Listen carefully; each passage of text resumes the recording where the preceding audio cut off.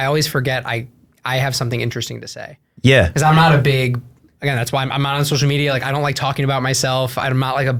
No, it's an boasting. interesting aspect of both of you is you're both very humble, but other people are interested in what you are up to. Welcome to Empire State of Grind, a podcast about the people building the next wave of tech startups in and out of New York City. Please be advised that the hosts of this podcast are practicing lawyers or other professionals in the tech industry, and that some of the guest employers on this podcast may be clients of the hosts. The information and content provided during this podcast are for informational purposes only and should not be construed as legal or financial advice, or as the positions or stances of the employers of any of the individuals. Thanks for tuning in to another episode of Empire State of Grind, the show where we learn about the people building the next wave of tech startups in and out of New York City. On today's episode, we are doing something a little different. We have previous guests, Albert Wang and Daniel Langer, back in the studio to catch us up on how they and their startups are doing. We're going to learn about different aspects of being a founder, like fundraising, and discuss some of the successes and challenges they've each faced this past year. But before we dive in, I'd like to make a small request to you, the audience. However you are listening to this, please click the subscribe button, leave some comments, and consider sharing with your like-minded friends and colleagues. As is the common theme with the guests we bring on the show, we are looking to build something big ourselves. Thanks for listening, and let's dive in.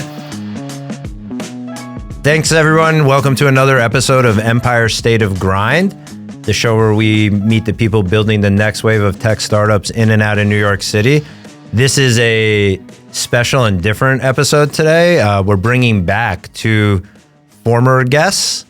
We have Daniel Langer and Albert Wang here, and we're going to do a little catching up and have some topical conversation. So as a reminder, Albert is the co-founder and CEO of Bearworks, a virtual sales floor productivity platform and parallel dialer.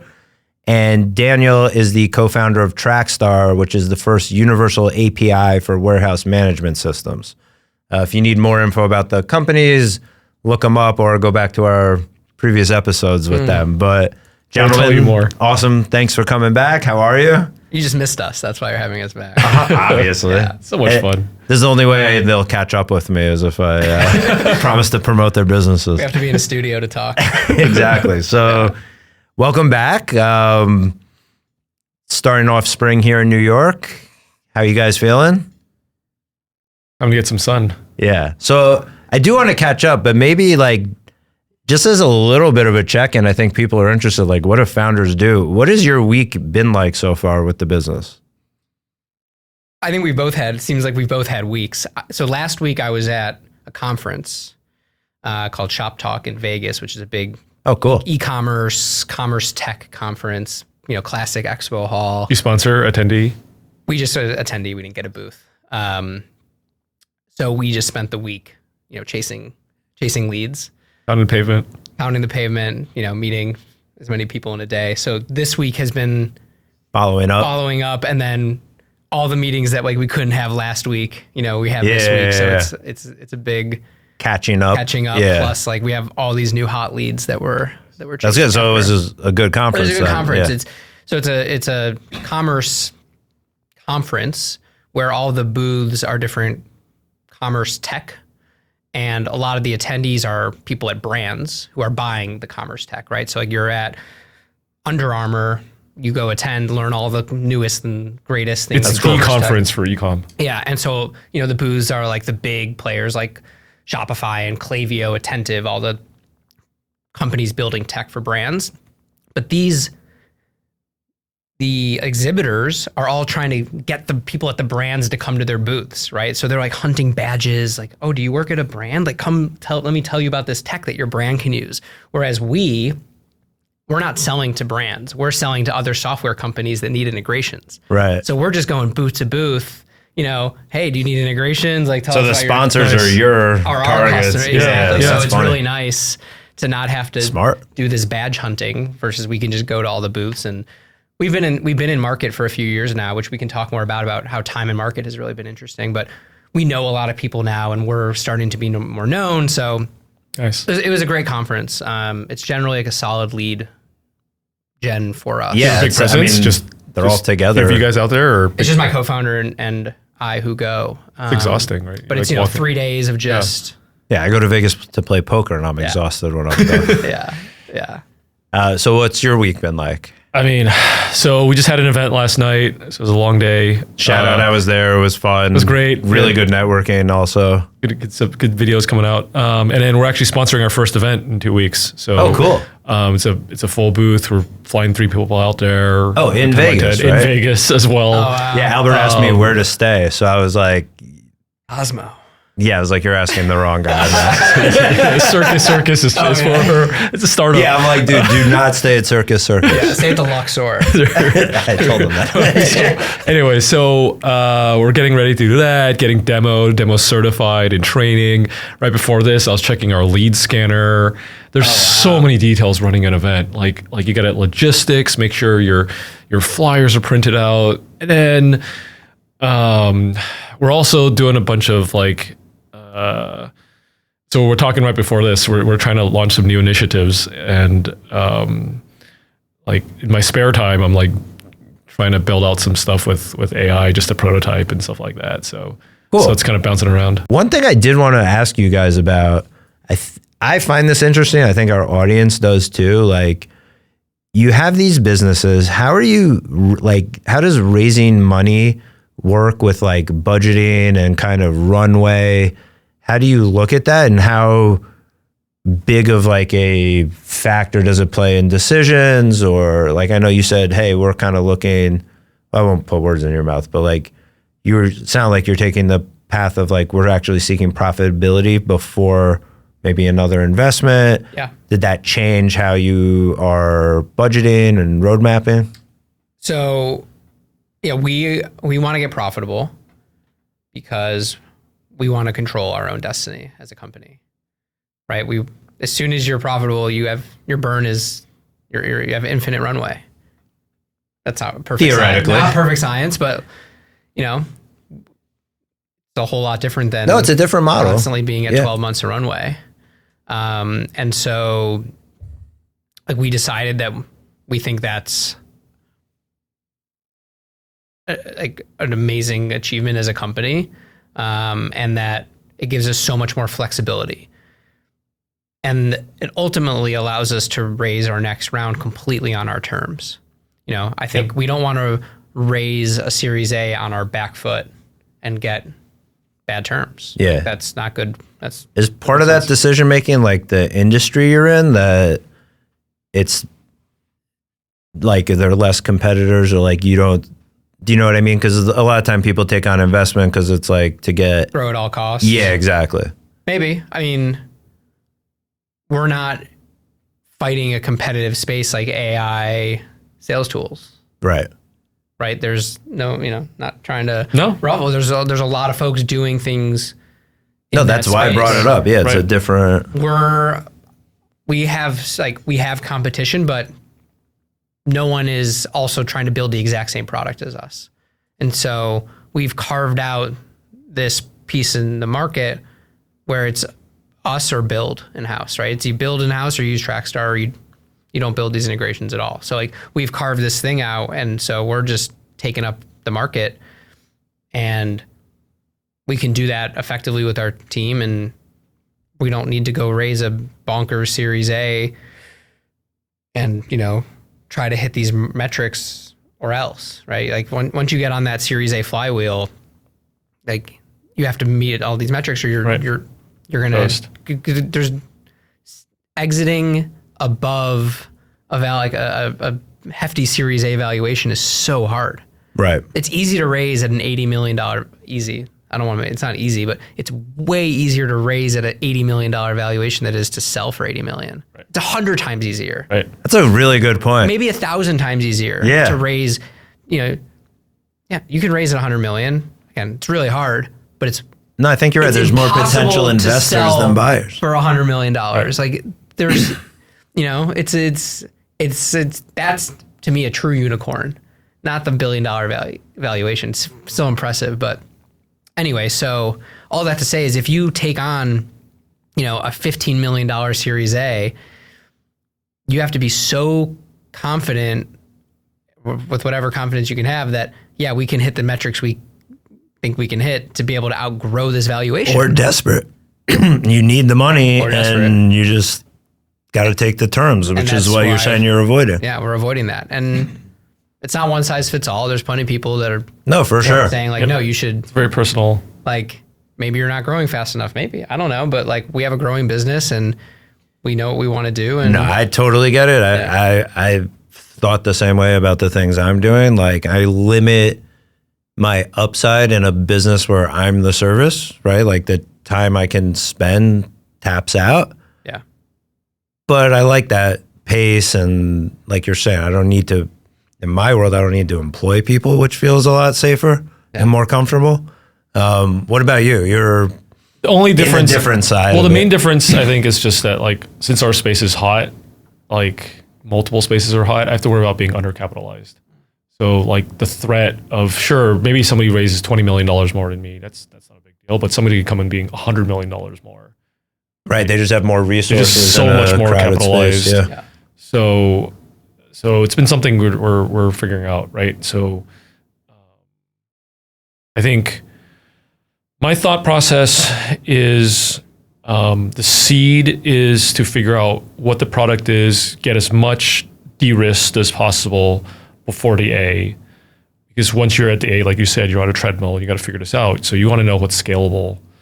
And just a reminder, what stage are your respective Seed. companies at? Pre-seed seed. Okay. I think the other dimension also that you didn't talk about is valuation metrics in the market. I think there's a simple way to think about it is raise when you can, right? If it's the right valuation, the right 100%, time, yeah. someone's going to give you free money. Right. You find I don't know. $100 on the ground, you take it. I don't know if I agree with that. Yeah, You're diluting your company, and more money doesn't mean you're more likely to be successful. fair. I think Could be the opposite, actually, because when you have less money and your back's against the wall, you're scrappier. You figure more things out. Like you have that fear. that I agree with. I think totally agree. And if There, you have 30 million in the bank, you're like, whatever. I have a friend, and we used to be real estate partners. I'll shout him out, Steve. He Steve. runs a good business now. And one thing he has taught me is like, money only solves money problems. So you need to know if this issue can be addressed by adding more capital, or to your point, is it something that money isn't the solution? And if you're thinking about it wrong and just throw money at it, now you've increased the problem because you haven't solved the problem and you're spent, you're in debt over it. Right.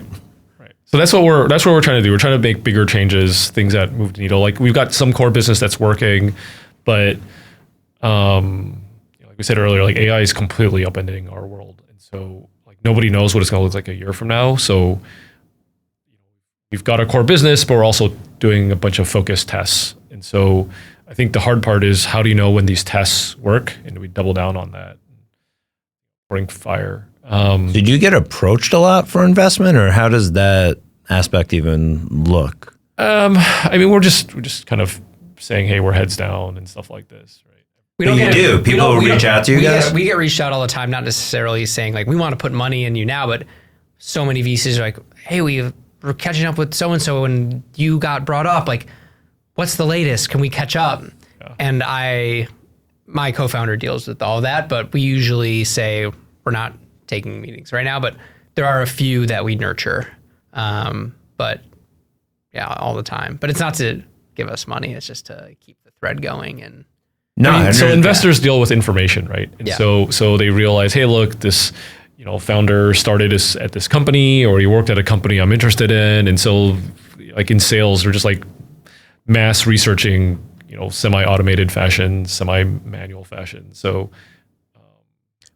Well, yeah, one thing that's been cool for me is learning more about kind of like the actual VC aspect of startups. Because when I got to Datadog, it was Series D, and we never took on another investment. Not my specialty anyway, but obviously in legal, I would have learned something about it because we'd adjust a cap table or something. And what I've learned, like working with, and really more just sitting next to Albert now and then, is he'll take me to events, and early on, I felt like everyone was kissing his ass at this one event, and I didn't get it. You're just aloof, man. Were they You don't. VCs? It was like, yeah, it was mostly a lot of founders and stuff, and what I realized was like the pedigree that both of you have now is not as common as it sounds with people who are starting businesses. So I'm meeting a lot of founders too now, right? And it's like, if you're a first-time founder, you've never run a business, you've never been part of a successful business, I'm going to be way less confident in believing in your vision versus like you guys have built products that people know and use and buy. I feel like I got like a professional MBA at Datadog, so I'm sure, you have a real one, but Did you see that there's a Forbes article about all the Datadog France team, like most startups ever or something like this? No.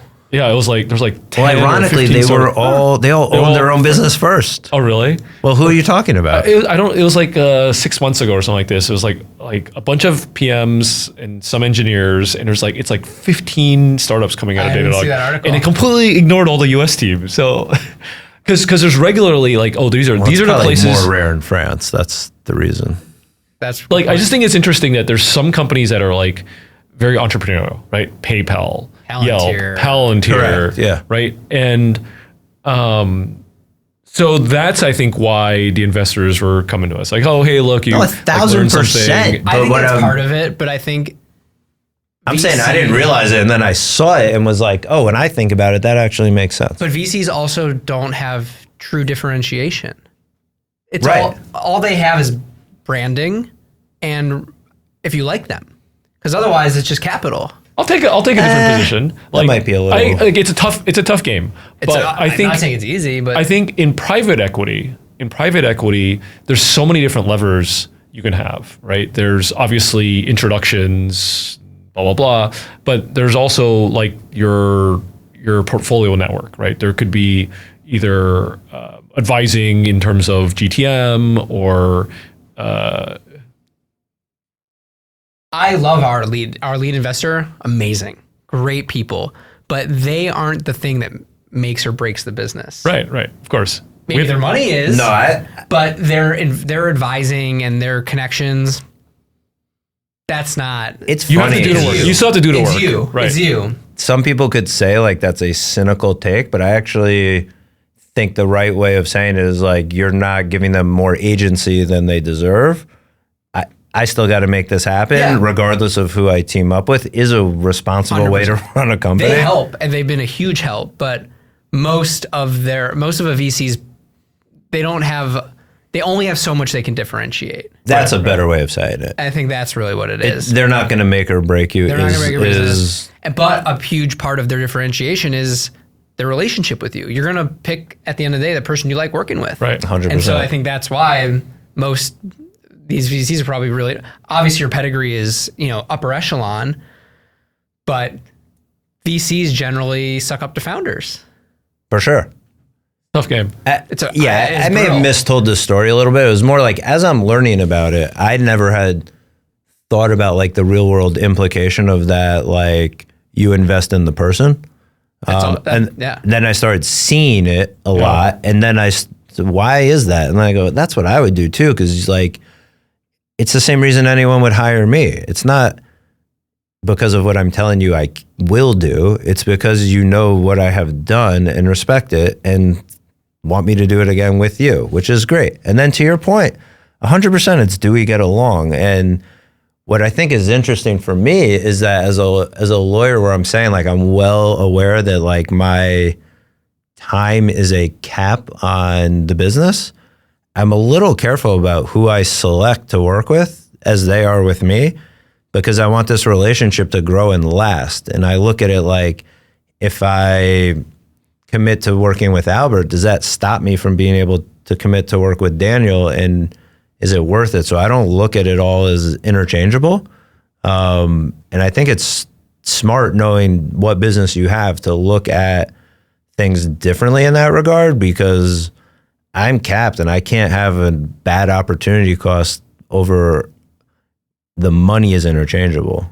but the time I spend, the people I work with Well, are people, not. relationships. Yeah, exactly. And then what I've always found is, you guys will agree, but it's hard to convince people of it sometimes, is that talking about it like that, I connect with the right people. Like if that message doesn't resonate with a client, you just think lawyers are interchangeable, go find someone cheaper. Yeah. See how that goes. Well, maybe for them, that is how it'll work better for them. If you do not think that way and think I bring something unique, then like we're just talking about what my value should be, not like in the market or whatever. And then I feel very confident I'm working with the right people. They'll trust me more. I can give you a better product. We're going to take a short break to hear from one of our sponsors, but when we come back, we'll learn about the growth and changes to Bearworks and Trackstar since the founders were last on the show, and how the AI boom has affected each business. This episode is brought to you by NextGen Law. NextGen Law supports today's modern tech companies, bringing expertise in drafting and negotiating customer contracts and scaling of go-to-market legal functions. For more information, visit nextgenlaw.com. That's NextGenLaw with hyphens in between each word.com. So here's a question for both of you guys. Yeah. Right? Do you guys feel like you go into, like, what's your split between maker time and manager time? Right? Like, how much of your time is spent like bouncing around, dealing with like fires and stuff, as opposed to like saying, hey, look, I'm just going to block this out and get the shit I want done. Right? Like, is it like during work hours, after work hours? Like, when can you get in the zone? I think most of my time is running around, reactionary, dealing with things. Has it changed over time? Yeah, it ebbs and flows, but right now, we've just we have the most customers ever, Nice. as we Awesome. hopefully should, Yeah, as yeah, we yeah. grow. Congrats. And so I'm the first Adapting. line of customer support, Oh, really? which I think I think it's still the right thing Yeah, at yeah, this yeah. stage, because I have relationships with these customers. Yeah. Our ACVs are pretty high, so like I think it's good for now. How many customers do you have? Approaching 50. That's awesome. And like, yeah, and we're starting to be able to go up market more, and because we have maturity, both product and brand, and I kind of mentioned this time in market thing. One thing I did want to do is like catch up from like, you were on, we probably did our original interview almost a year ago. Yeah, So I think it was June or July. yeah, whereas like, how has the company grown since then? People wise or customer wise, products? Yeah, so the main ways we've grown are product and brand wise. Our product is what Plaid did for banking to make it really easy to connect into banks if you're a software company. So like Venmo, when you connect your bank to Venmo, Right. you pick Plaid's your in the bank. background. Yeah. We have that, but for supply chain systems, and our core product so far has been that for these warehouse systems. And so when we started, we had zero, obviously, right? So for a long time, we were building this product, convincing people to use us, and we had no integrations. Like, I don't know how we ever sold our first customer. You know, like we didn't have anything, and then we had 1 and 2 and 5, and for a long time, it was like, okay, like talk to us when we're at 50. Like, we don't want it, you know, you're nobody. Right, but how do you get there? And we Yeah. convinced our first few customers, and we built these integrations for them. And we look back, and it's been 2 years, and we're at 75, like approaching 100 Integrations. And that's a lot. Of, you know, So that means It's a lot other of work, systems that you guys can connect to via this API. yes, Okay. right. So you can use us, and you can connect to 75 and growing warehouse systems. And our sell is no longer. We don't have Trust to, us to build it. Right, You have it. We Yeah. don't have the objection anymore of, oh, you don't have enough systems, or we already have some of them. We have overlap. Yeah. We don't have that anymore. That's just gone. Yeah. Awesome. So it's shifted. It's changed. shifted completely. And so now when we go talk to a customer, they don't even question our ability to cover what they need. You know, there's a whole set of new objections with anything, but that is gone. And so now we're able to talk to people and customers that we could have never approached before, larger customers, you know, enterprises, because we have that product maturity. Nice. Our- When do you main- feel like that inflection point hit? Good question. I think within the last 6 months. And there's, I think, this broader feeling of we have a form of product market fit. Yeah. We went through YC, and there's this analogy that YC gives of when you start your startup, you're pushing a boulder uphill. Right. And you're just pushing, and you're like, man, this sucks. Like, I don't know if this is working. You just keep pushing. And at some point, if you figure things out, you get to a top, and you go from pushing the boulder to chasing the boulder.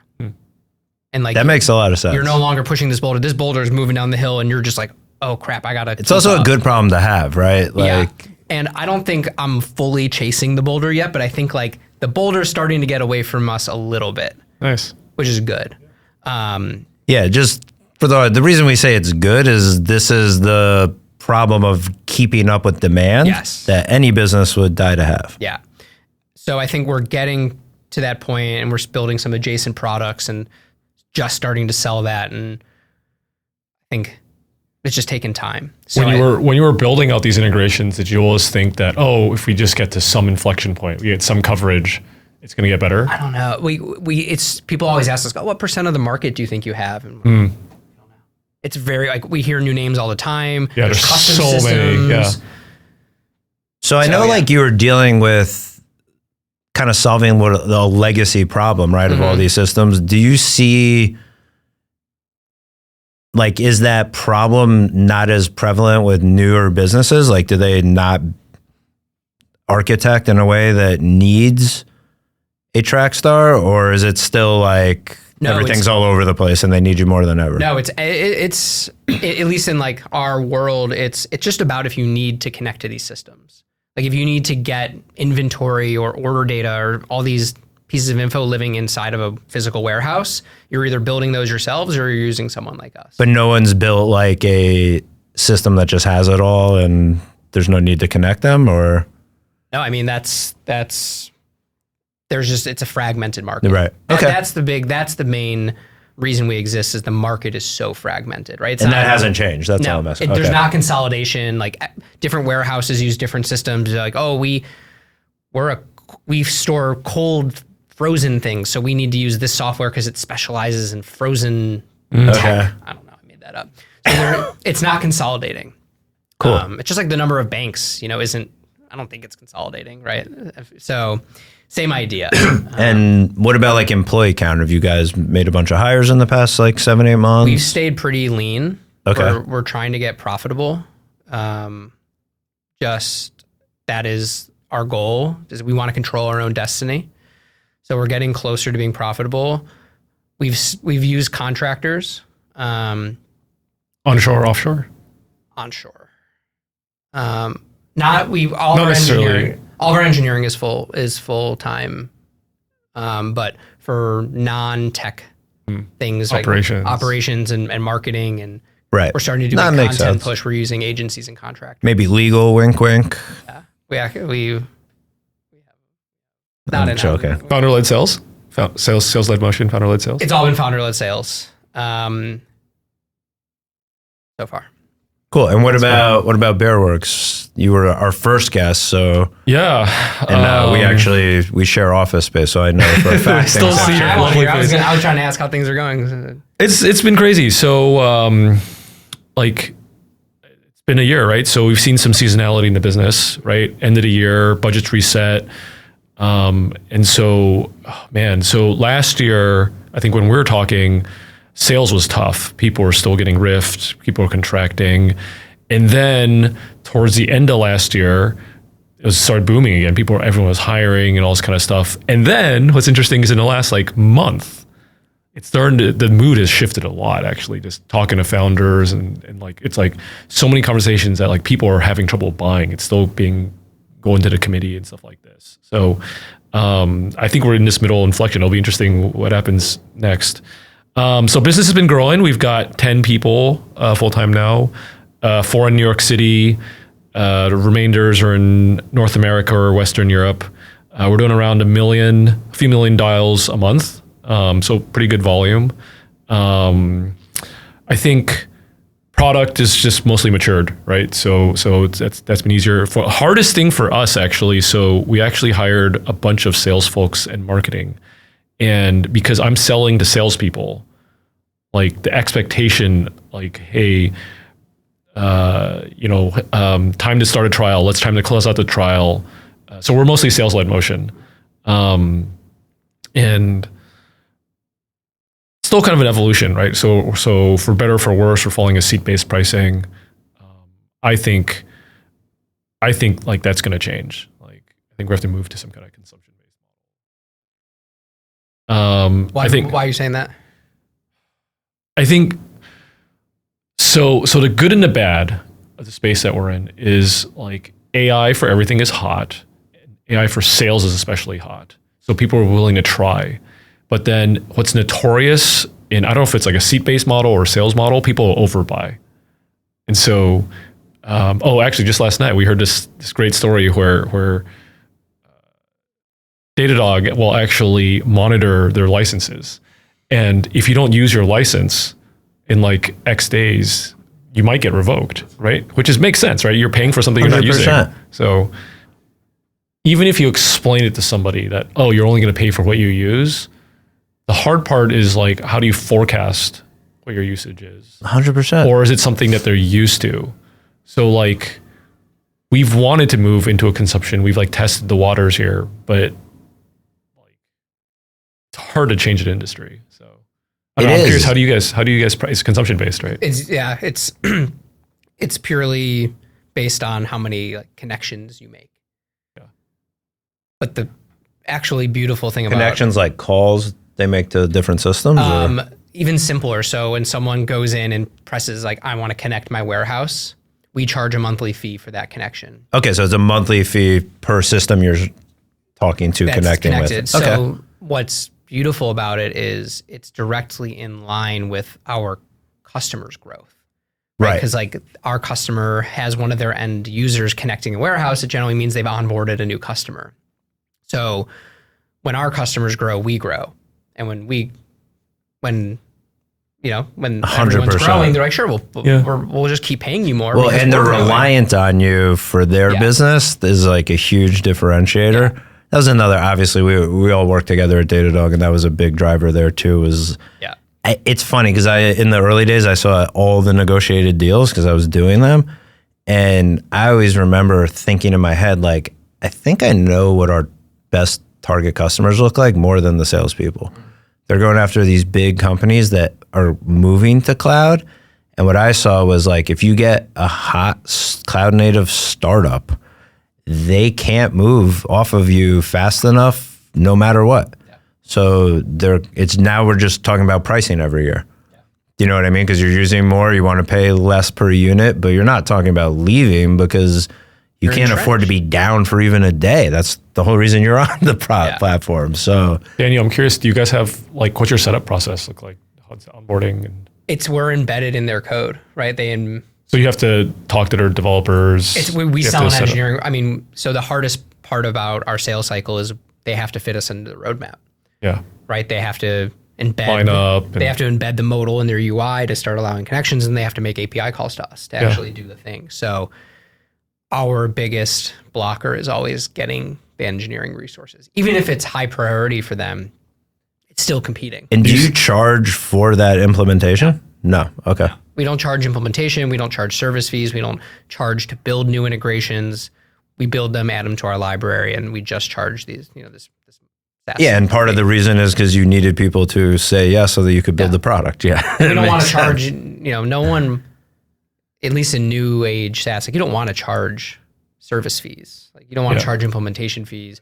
But there are, I think, obviously exceptions to that, but I think as a traditional B2B SaaS, you want just the recurring revenue. Do you think it'll be easier that barrier to entry will come down with AI where, you have some weird esoteric e-com, order system. Yeah. It's easier to connect to that because the system will just read your API and just figure out how to connect. Maybe.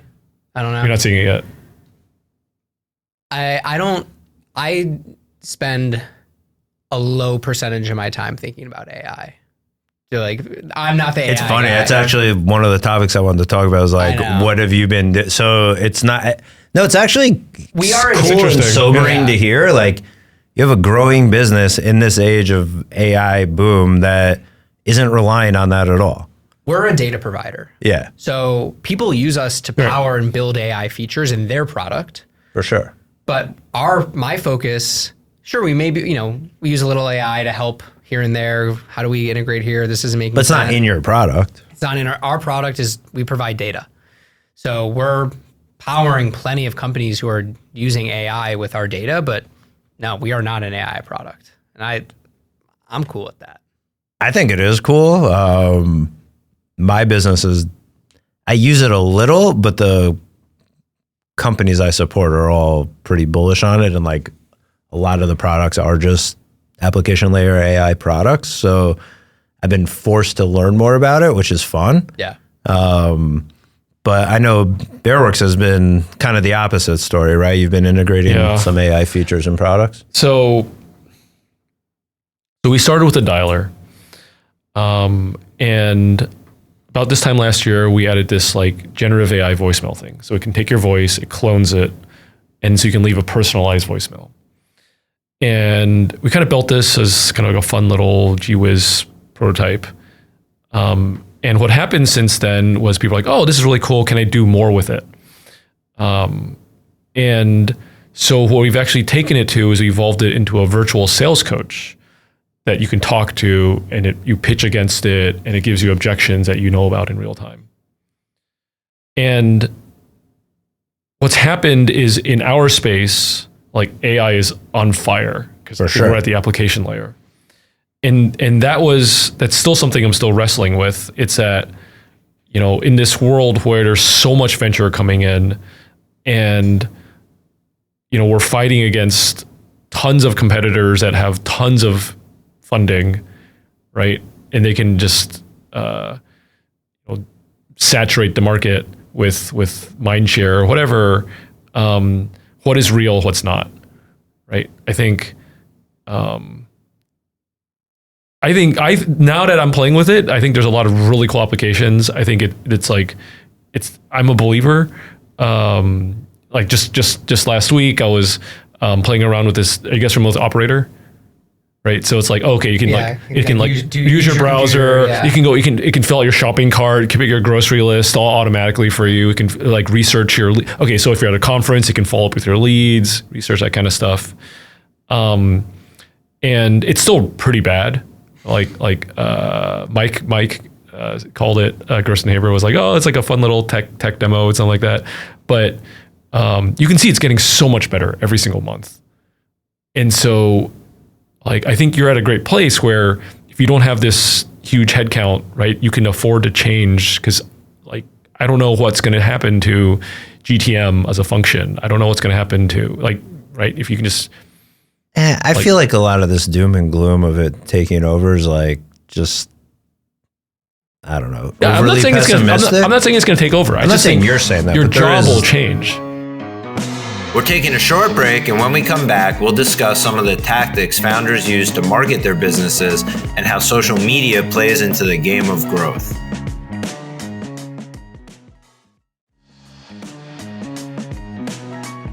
You mentioned you have better branding awareness, right? Does it feel like you know more to players? It gets easier, like, oh, I've seen this face before. And yeah. Time in market has been huge for us. Both knowing more people knowing us. Our entire customer base up until very recently was just through word of mouth. I was going to say, do you get a lot of referrals or? Yeah, like we don't get traditional inbound, but we get people talking about us to other people. And right. And so it's been pretty much all referrals and word of mouth and networking conferences. Are you nurturing? So you like have like customer dinners and cabs and stuff like that? We don't do customer dinners. That's actually a topic I wanted to bring up because I know we're all running a business we're marketing. Like, what are some new marketing initiatives you are doing? So conferences, it sounds like. Conferences has been since kind of. But that's more sales, not marketing, right? Marketing, we've started playing the LinkedIn game. I don't know how else to put it. Like it's a game. Dude, I do it. I've up until what? Tell us more. I mean, up until recently, I've been completely not off the grid, but I'm not a post. I don't post. Like I haven't been. Bro, on those of us who are friends with you have no idea what you're doing most of the time. Yeah. So it's like this is just true. Yeah. Well, I'm not on social Like media. if I tease like, oh, Daniel's gonna be on the show, they're like, what the hell is he up to? I'm like, I don't really know. I'll Well, find out. I'm not on social media. Like I've been off Right. Instagram for a couple years. I'm off Twitter now because it got way too. Not that I was ever, but again, I got off social media, so I wasn't public. I wasn't trying to be. I wasn't trying to hide. No, but no, no. Yeah. I just think those Your head's down building. business platforms. I got really tired of them, and I thought they became pretty. I think they're kind of toxic. But anyway, So now you're in the game. well, I mean, look, running a company, It's it's interesting, a game. For Like, 100%. Our man. startup is a game. Well, it's curious because my audience is all salespeople on LinkedIn all day. Yeah. 100%. It's important to what you do, I mean, right? anyone, So, I think LinkedIn has become a huge social platform. right. It always, No, always it's has turned. been, but I it's totally turned. agree. It's It's not Facebook business. for grown-ups. Yeah. And so I'm like, all right, like I got to try everything in my power to It's grow your my persona. company. Your persona's on there. It's working. Yeah, I think It's my responsibility to try it, and it's working. It's only been course. 2-3 weeks, and we've already gotten big companies reaching out to us that we Amazing. booked meetings with because of these posts. so. What are the specific things that you're doing now that you So weren't we before? hired like a mini agency. There's this YC guy who started. That's a good idea. Well, he sold his company to Twitter, partially because of his branding and marketing that he did, and he realized, oh, like I know how to play this game, Right. and And I have access to founders. and so I think it's mostly been YC companies has taken on as clients to help shape content strategy. Smart idea. Some ghostwriting, that whole thing. Yeah, yeah. And he gets it. And it's a few of them, and they just get it. And so So did he reach out to me or you reached out to that's me? funny. when Yeah. No, that's all me. Okay. Funny. And so yeah, it's been and he kind of talks about this combination of you do posts for you and you do altruistic posts. Right. Right? You don't want to just talk about yourself. You want to say things that people are interested in or can learn from, but then Yep. you also need to talk about your business. Like that's what you have to do. Right. And so it's a mix of all of that, and you just be consistent. Again, it's only been 2-3 weeks, but goal is 2 to 3 posts a week, mix it up, try different things, and just build a brand. Personal Yeah. brand. Yeah. Yeah. And my brand is intertwined with the company. So Yeah. it's both For sure. brands. It's not natural to me. Like every time it hits post, I'm like, oh, What about your feelings on social media? I think you had a great point, right? Like we've been doing it in this industry for long enough. We have a point of view. yeah. I That's think the challenge is,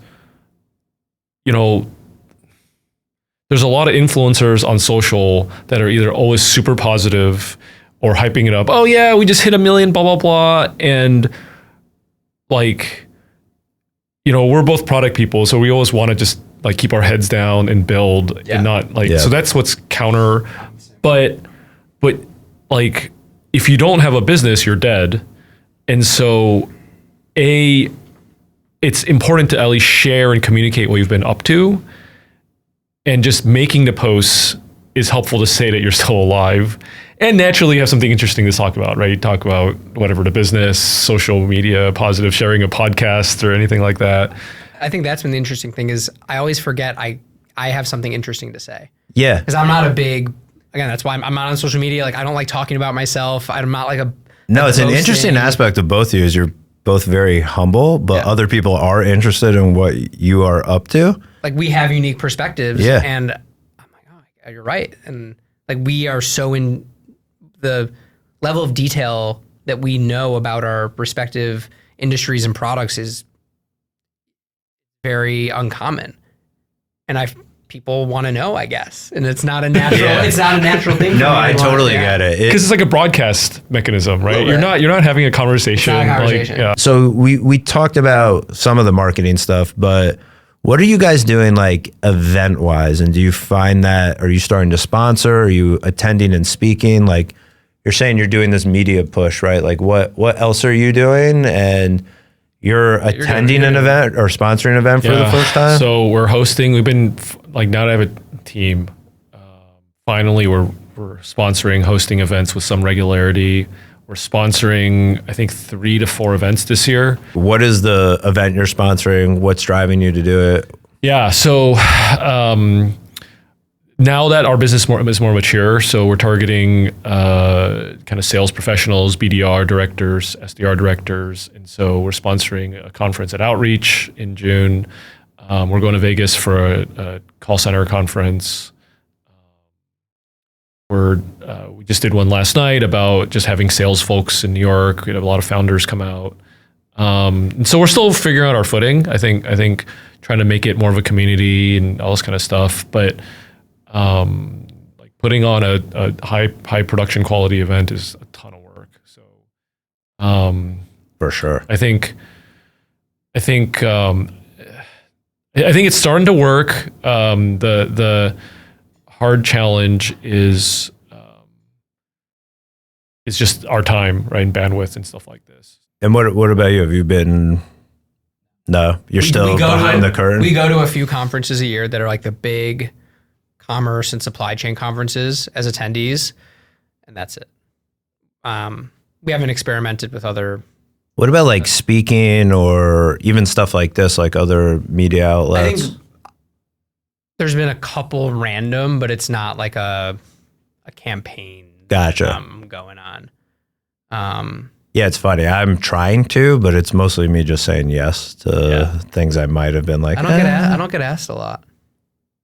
But that's because you're not. That's because you're not on LinkedIn. Yeah, I am now. Do you feel a burden?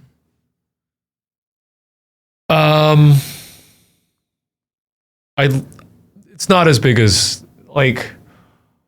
In what sense? Burden to the team. Just that you have this company and it's all on your burden shoulders. or obligation. I use the word burden, I think maybe on purpose. Yeah, no. I think it's a good question. So where I feel right now, like the burden is actually mostly opportunity cost, and are we moving quickly enough? I think our team is still small enough, and like we don't have that much infrastructure yet that like I think we're moving relatively quickly. It's not as fast as it feels like a one person startup, and we just move really quickly. But I don't know. You feel there's. You use burden versus obligation, and I just feel like I have a lot of weight on my shoulders as a founder of a company. I think it's important you feel that way personally. Yeah. Like other people are. It shouldn't be too much. Like, they're relying on you. They have jobs or whatever, but people can go get other jobs. But you should feel a responsibility that isn't the same as an employee. It's like 4-pronged though. It's my customers, it's my investors, it's my employees, it's my co-founder, it's myself. So it's just a lot. Like, it's there's a lot of prongs versus. Yeah. I always look at things as like there's never the perfect amount of like the emotion or caring or whatever. There's only too little or too much. And I would far like as whatever my relationship is with you, customer, employee, investor, I'd rather you feel the burden a little too much than too less. Do you know what I mean? So I look at it as it's a good thing. I feel that way with clients for sure. I feel it most with customers, especially now because we have customers paying us like a decent amount of money. But maybe it's also a little pride. Like I want our products. That's what I'm saying. It's a good thing. Like you can't have too much, and like when you do, maybe the things to work on for like this is the lessons I've learned is like how to manage it mentally, but it shouldn't be how to feel zero. Like how to be indifferent to it is like these things are the motivation for success, in my opinion. It's just how do I not let it like bother me on the weekend or if I go on vacation or whatever. Yeah. Do you know what I mean? I agree. I'm not trying to decompartmentalize or push it away, but it's just there.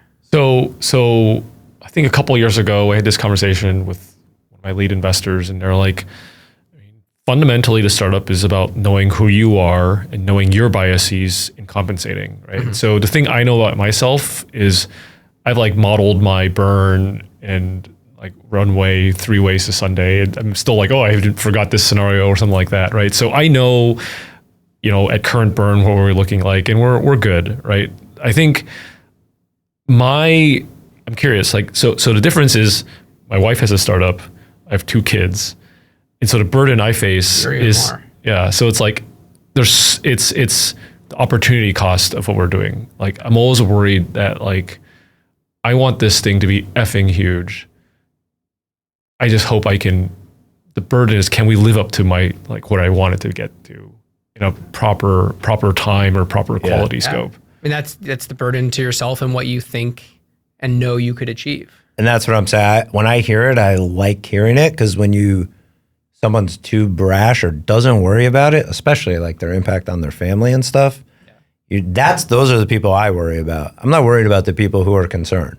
I'm worried about the people who are not concerned.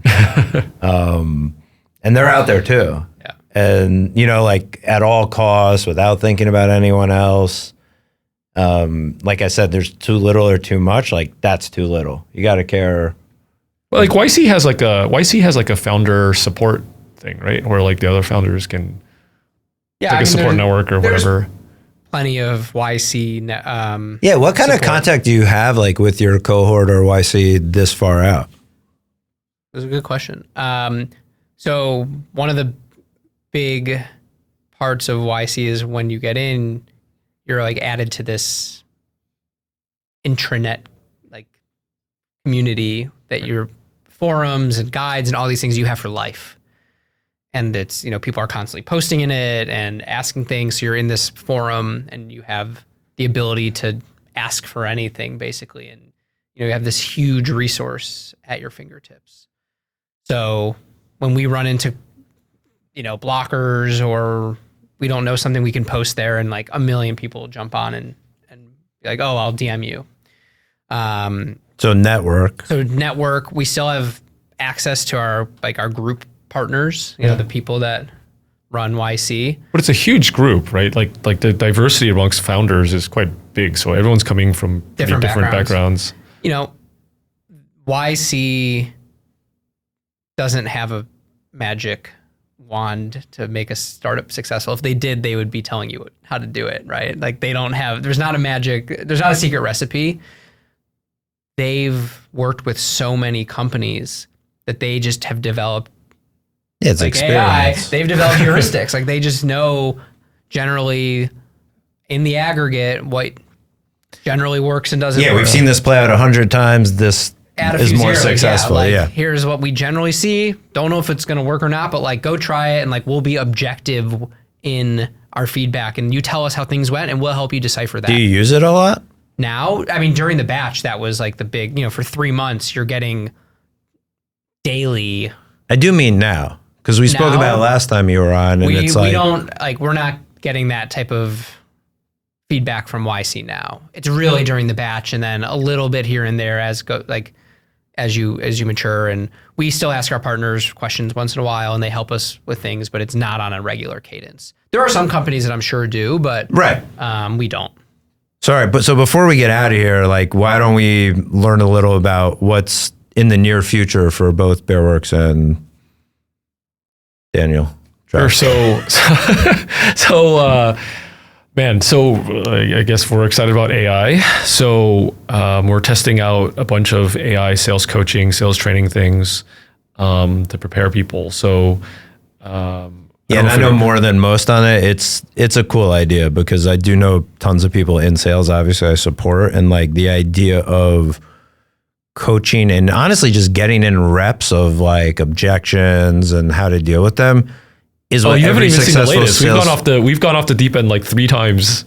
Like, there's like a slide deck, and then I went off and built a little more. So I'm a little guilty of using this as the only way to catch up with people. So maybe I need to. So I think, it's a good question. What is next? Well, just like you're saying, what are you working on now that I'm not saying in 10 years what's next. Like, I think it's just hopefully just executing, right? Are we able to execute fast enough? I think that's the hardest part. You have new products rolling out. You're New products, doing more new marketing. GDM, testing, stuff like this, more maturity, polish. And what about for Trackstar and then the near term? Well, right now we're going through SOC 2. Have you had to do that yet? Type 1. Type 2. Nice. Well, That's both. fun. Smart. Do you have it? We're type 1, yeah. Not Type 2. Not type 2. Oh. Yeah. So what they're talking about are these security audits when you sell software. I can speak from experience. It's very helpful to have them, especially in certain industries or with larger clients. Yeah.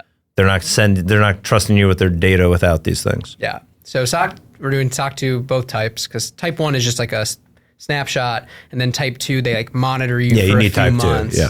So we're doing that now, which is very. I know that's not what you were asking when you said what are we up to. No. This is the stuff. But finally, we've been holding off on it for as long as possible, and finally, it's actually blocked us from working with people. So we're like, okay. Yeah, it's funny. On a previous episode, this came up, and I advised everyone to get ahead of it. Yeah. It's time. A lot of work. It's time, money, but we're finally doing it. It feels like the right time, so that's fun. And we're starting to build more verticals in which we're building APIs for. So we've only done warehouse systems for basically 2 years, and we're starting to expand in a couple new areas that should Like adjacent? like supply chain systems that are again very fragmented, like different freight systems and carrier systems and commerce systems, all of these things where it's just you have to build all these one-off integrations. So we're going to start rolling up more of them. Cool. So, all right, before we get out then, is there anything you want to shout out? People check you out. Obviously, we'll put everything in the show notes as well, but... Check me out on LinkedIn. That's right. Daniel Langer on LinkedIn. New profile picture coming. Yeah, it's there. Oh, it's there I think already. I'm wearing this exact outfit. Okay, perfect. Yeah, I have one outfit. I think if anyone wants to get in on our beta, check out. I've got some cool AI sales prep stuff coming that we haven't announced yet. So. All right, cool. Well, Albert, Daniel, thanks a lot again for coming back. Thank you. It's fun. Yeah, no, it's always a blast, and we'll catch you guys next time. Thanks for tuning in to this episode of Empire State of Grind. If you like what you heard, please share, like, and subscribe. You can find more information about the guests and sponsors in the show notes, and special thanks to our sponsors and our producer, Brian Neiman. We'll be back with new episodes twice a month, and as we say in New York, peace, we out.